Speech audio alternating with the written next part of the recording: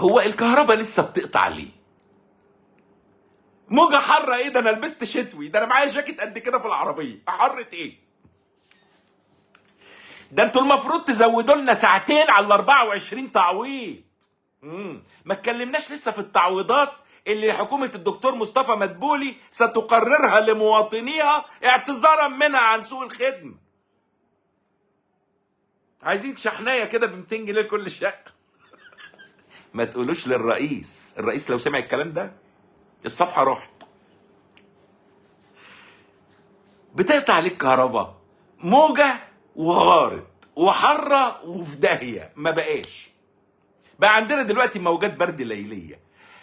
الكهرباء بتقطع ليه؟ والسجاير زادت ليه؟ الدولة محتاجة فلوس. من الكهرباء عايزين دولار زي ما قال الرئيس، والرئيس أصح وأصدق مما قاله الدكتور مدبولي اللي ما قاليش الحقيقة. فبيحتاجوا الدولار عشان الرئيس قال لك بنبيع الساعة اللي بنقطعها عنكم دي ب 300 مليون دولار، مش عارف في اليوم ولا في الشهر ولا ايه.